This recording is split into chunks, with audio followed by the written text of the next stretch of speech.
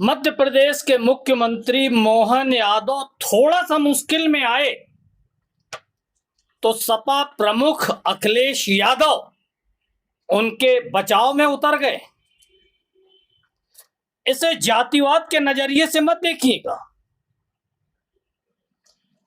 क्योंकि यह पूरी तरह है ही जातिवाद। बीजेपी के मुख्यमंत्री मोहन यादव उसका बचाव कर रहे हैं समाजवादी पार्टी के अखिलेश यादव।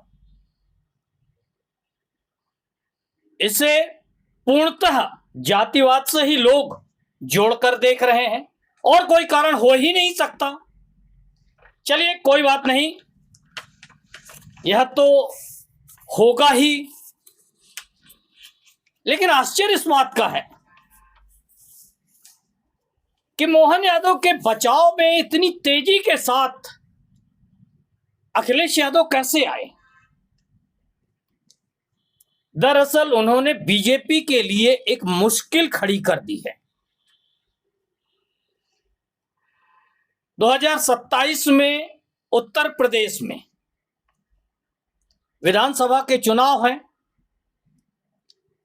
बीजेपी के लोगों को, कुछ जानकारों को यह महसूस होने लगा है पिछले काफी समय से कि उत्तर प्रदेश के मुख्यमंत्री योगी आदित्यनाथ किरकिरी की तरह खटकने लगे हैं कुछ लोगों को। वह लोग चाहते हैं कि योगी आदित्यनाथ को सीएम की कुर्सी से हटा दिया जाए, क्योंकि सीएम ने अपना कद सीएम से भी बड़ा करके रखा है।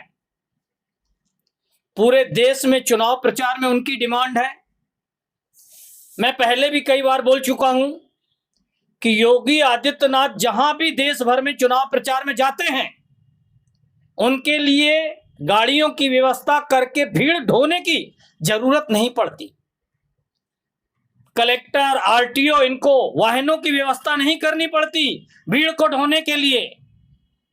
प्रलोभन या झूठ बोलकर भीड़ को इकट्ठा करके नहीं लाया जाता। जनता खुद योगी आदित्यनाथ को सुनने आती है। बस यही उनका कद कुछ लोगों को खटक रहा है। ठीक है, योगी आदित्यनाथ को अकेले हटाने के बजाय हो सकता है कि एक दो मुख्यमंत्री और साथ में हटाए जाएं, बदले जाएं, क्योंकि मध्य प्रदेश में तो कोई चुनाव है नहीं। जहां तक मैं समझ पा रहा हूं कि मोहन यादव को मुख्यमंत्री पद से बिल्कुल नहीं हटाया जाएगा, क्योंकि बीजेपी को एक यादव चेहरा चाहिए पूरे देश में। मोहन यादव का चेहरा, यादव चेहरा हरियाणा चुनाव में इस्तेमाल किया, बिहार चुनाव में यह चेहरा इस्तेमाल किया गया।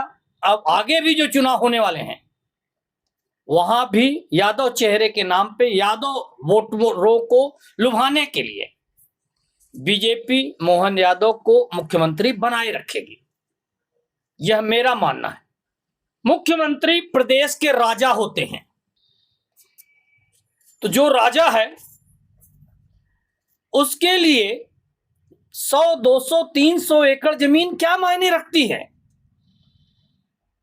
मेरा मानना है सांसद, राज्यसभा सांसद, विधायक, मंत्री, उनकी कहीं इससे ज्यादा जमीनें होंगी कुछ लोगों की। मुख्यमंत्री एक जिले में, सिर्फ उज्जैन में, अपने गृह जिले में, वह भी कुल 200-300 एकड़ जमीन। मुझे तो बड़ा अफसोस सा हो रहा है।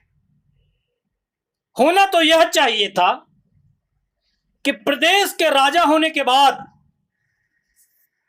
हर जिले में 100-200 एकड़ जमीन बना लेना चाहिए,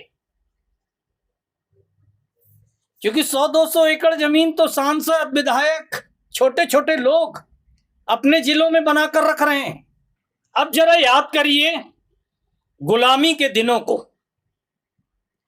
अंग्रेजी हुकूमत हमारे यहां राज कर रही थी। क्या उन्होंने भी इस देश को ऐसे लूटा? जिस ढंग से आज की व्यवस्था इस देश को लूट रही है, थोड़ा डिटेल से समझते हैं।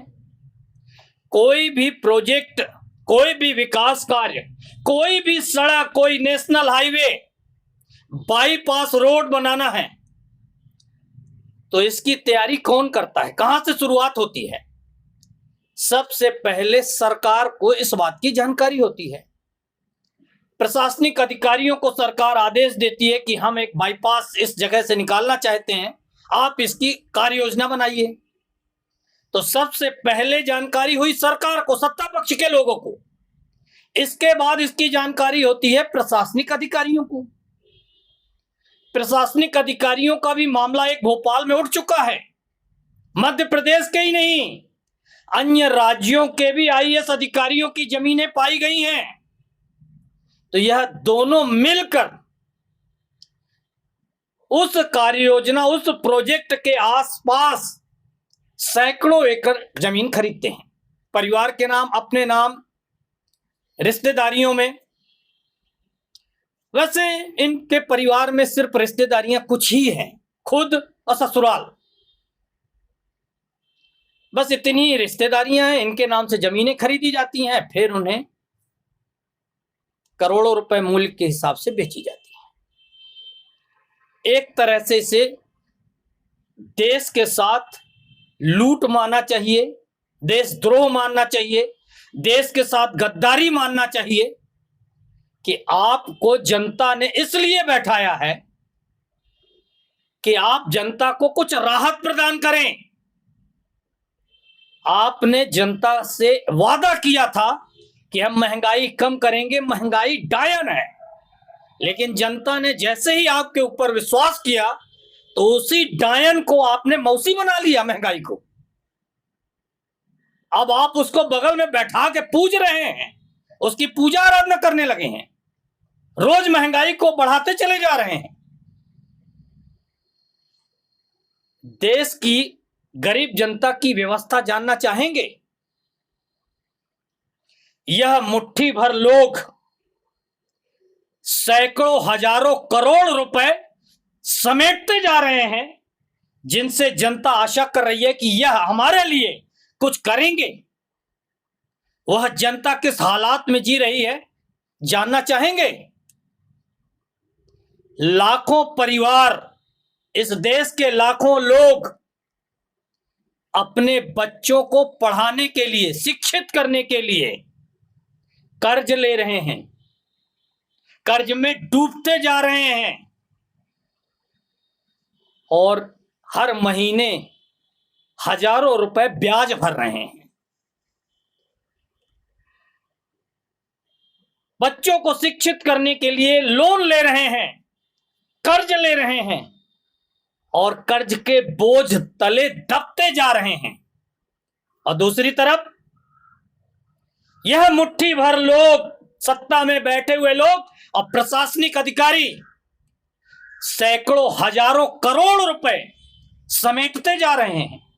इसे लूट और क्या कहा जाएगा? लूट नहीं तो और क्या कहेंगे? इतना तो अंग्रेजों ने भी नहीं लूटा इस देश को। जनता का एक आईना, एक वाकया और देख लीजिए। कई परिवार इलाज कराने के लिए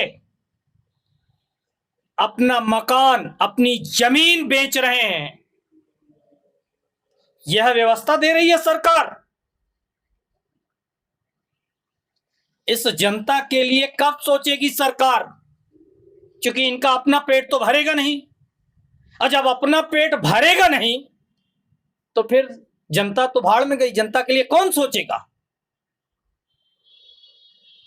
छोटी छोटी चीजों को लेकर आज जनता इतनी ज्यादा, इतनी अधिक परेशान है, लेकिन इनको 1% राहत देने के नाम पर, चाहे राज्य सरकार हो चाहे केंद्र सरकार, कोई निर्णय नहीं ले पाती।